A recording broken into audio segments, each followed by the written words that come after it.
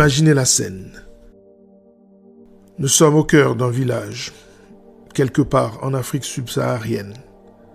Ce village, on l'appellera Potanquin. Des femmes d'une beauté inhumaine parcourent plusieurs kilomètres chaque jour pour aller chercher de l'eau. Des seaux sur la tête. Une ONG internationale arrive avec une idée qui semble parfaite. Construire un puits moderne au cœur du village. Pour préserver l'anonymat, nous l'appellerons l'ONG Progrès sans frontières.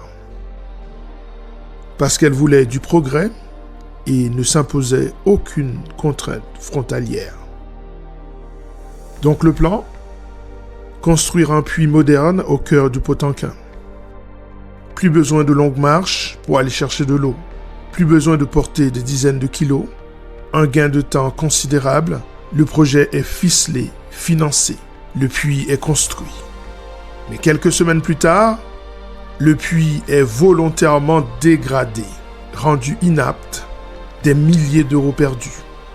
Après une enquête, les responsables du sabotage sont finalement identifiés. C'est qu'à Potanquin, tout se sait. Tout le monde parle. Il suffit de savoir écouter. Et contre toute attente, il s'agit des femmes du village. Quoi ? Comment ça ?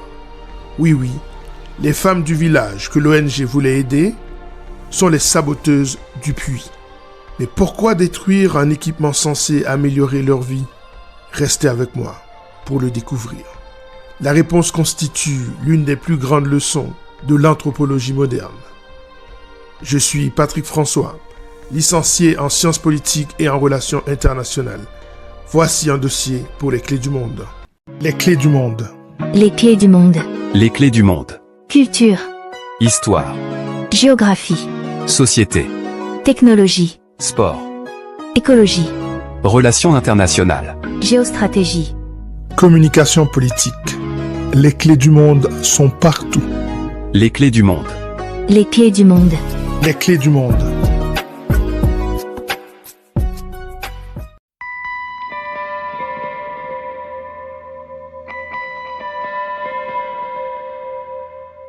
Pendant longtemps, les projets de coopération internationale ont été conçus selon une logique relativement simple, voire simpliste.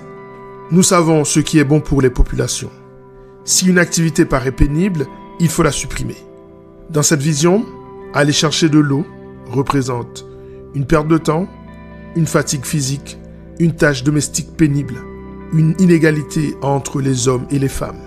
Le raisonnement paraît logique, n'est-ce pas ? C'est tout simplement l'approche rationnelle des choses. Et puis, on ne badine pas avec le temps.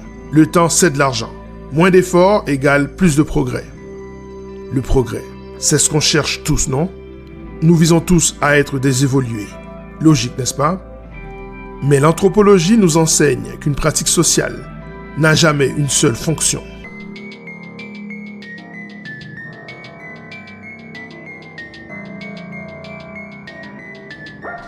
Dans le village que nous avons décidé de nommer Potanquin, face à l'échec du projet, le directeur de l'ONG Progrès sans frontières prend une décision radicale.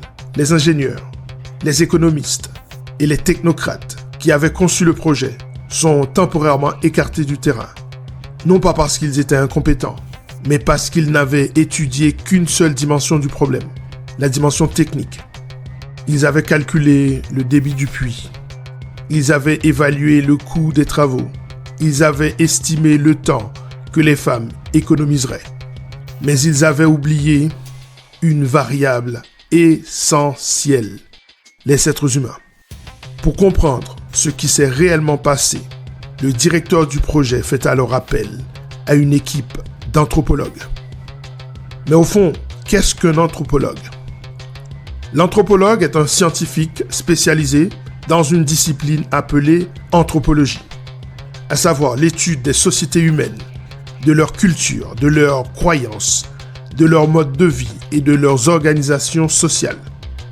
L'anthropologie cherche à répondre à une question fondamentale. Pourquoi les êtres humains agissent-ils comme ils le font ? Contrairement à une idée répandue, l'anthropologue ne s'intéresse pas uniquement aux peuples lointains aux civilisations anciennes, aux peuples barbares. Il étudie aussi bien les villages africains que les quartiers européens, les entreprises, les hôpitaux, les institutions politiques ou encore les communautés virtuelles sur Internet. Oui, cyber-anthropologue. C'est comme ça qu'on l'appelle. L'objectif n'est pas de juger une société, mais de la comprendre de l'intérieur. L'anthropologie est la science de l'homme en société. Le mot anthropologie vient du grec ancien. Anthropos, l'être humain. Logos, l'étude ou la connaissance. L'anthropologie est donc littéralement la science de l'être humain. Elle étudie les relations entre les individus, les groupes sociaux et leur environnement culturel. L'un de ses principes fondamentaux est qu'aucune pratique sociale n'est absurde lorsqu'elle est replacée dans son contexte socio-culturel. Ce qui peut sembler irrationnel pour un observateur extérieur peut répondre à une logique parfaitement cohérente pour les membres d'une communauté donnée. Donc, ces anthropologues étaient bien à leur place, au cœur de ce village subsaharien.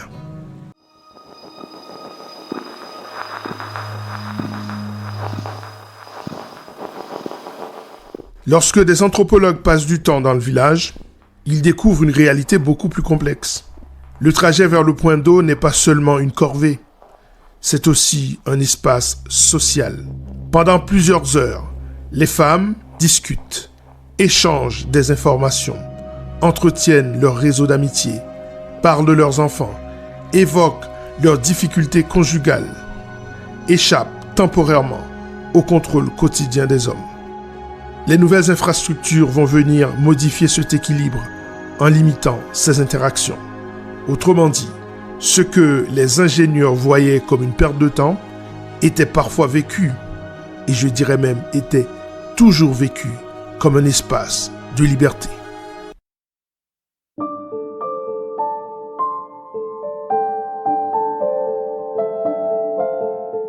L'anthropologue ne se contente pas de poser des questions à la manière du sociologue ou du psychologue social. Lui, il observe, il partage le quotidien, il cherche à comprendre la logique interne d'une société.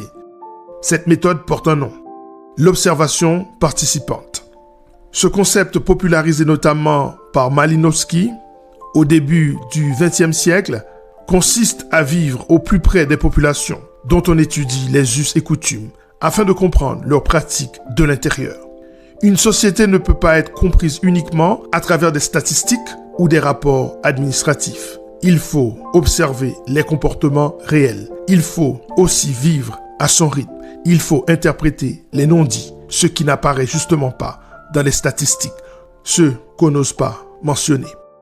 L'observation participante, c'est donc l'outil du chercheur. Les anthropologues de l'ONG Progrès sans frontières s'installent donc dans le village Potanquin. Ils accompagnent les habitants dans leurs activités quotidiennes. Ils observent les relations entre les familles. Ils discutent avec les anciens. Ils suivent les femmes lors de leurs déplacements. Peu à peu, ils découvrent une réalité que personne n'avait imaginée. Le trajet jusqu'à la source n'était pas seulement une corvée. C'était un espace de liberté. Pendant plusieurs heures, ces femmes échappaient au regard permanent du village. Elles échangeaient des nouvelles. Elles parlaient de leurs difficultés. Elles se donnaient des conseils sexuels et de vie commune. Elles pleuraient, elles se consolaient, elles riaient. Elles tissaient des liens de solidarité.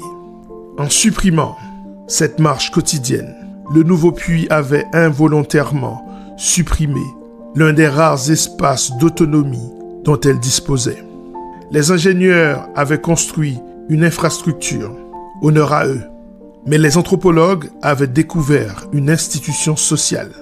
Et cette différence allait changer complètement la manière de concevoir les futurs projets de développement. Car l'une des grandes leçons de l'anthropologie est sans doute celle-ci. Avant de vouloir transformer une société, il faut d'abord comprendre comment elle fonctionne.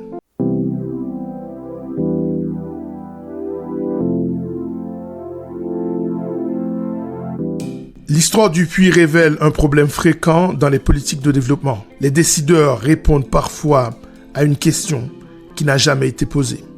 Eux y pensent, les femmes veulent économiser du temps. Alors que certains peuvent penser, nous voulons davantage d'autonomie. Ces deux objectifs ne sont pas forcément identiques. Un projet techniquement excellent peut donc échouer socialement. Pourquoi tant de projets échouent-ils? Comprenez, les décisions viennent d'en haut, les gouvernements, les agences internationales, les ONG, les bailleurs de fonds, les technocrates, les experts qui ont bien étudié, mais n'ont pas forcément bien vécu. Et les bénéficiaires, eux, participent peu à la conception du projet.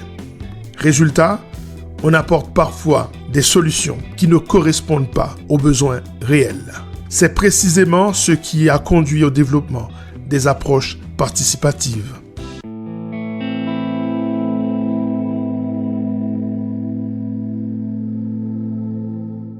Aujourd'hui, de nombreux chercheurs défendent une idée simple. Il ne faut pas seulement construire pour les populations, il faut construire avec elles. Avant de lancer un projet, il faut comprendre leurs priorités, leurs habitudes, leurs rapports sociaux, leurs traditions, leurs besoins réels. L'ethnographie et les méthodes participatives sont devenues des outils essentiels de nombreux programmes de développement. Car l'anthropologie a découvert, dans le village Potanquin, que l'eau n'est jamais seulement de l'eau. Les recherches contemporaines montrent que les espaces liés à l'eau sont souvent aussi des espaces sociaux, politiques et culturels. Dans plusieurs sociétés, ils jouent un rôle dans la construction des relations entre femmes, la transmission des savoirs, l'organisation communautaire, les rapports du pouvoir, les méthodes de guérison. Modifier un point d'eau peut donc modifier une partie de l'équilibre social du village. Une leçon valable partout donc. Cette histoire dépasse largement le cas des puits africains. Elle concerne tous les projets publics. Construire une route, fermer une école, rénover un quartier, créer une ligne de métro, installer un centre commercial, déplacer un marché. Une bonne décision technique peut produire des effets sociaux inattendus. C'est pourquoi l'anthropologie est devenue un outil précieux pour les ONG, les urbanistes, les gouvernements, les organisations internationales, les entreprises.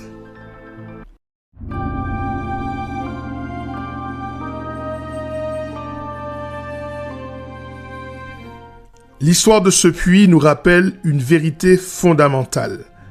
Les êtres humains ne vivent pas uniquement dans des infrastructures, ils vivent dans des relations sociales. Les ingénieurs avaient vu un problème technique.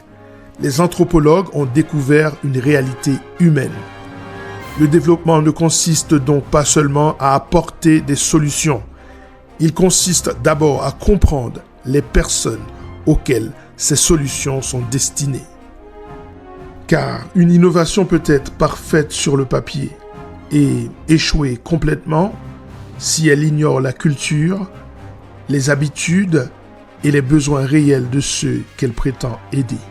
Et c'est peut-être là la plus grande leçon de l'anthropologie. Avant de transformer une société, il faut d'abord apprendre à l'écouter. C'était Patrick François. N'oubliez pas les likes, de vous abonner en cochant la cloche, de commenter et de partager ce document. C'était un dossier anthropologique pour les clés du monde. Les clés du monde sont partout. Les clés du monde. Les clés du monde. Les clés du monde.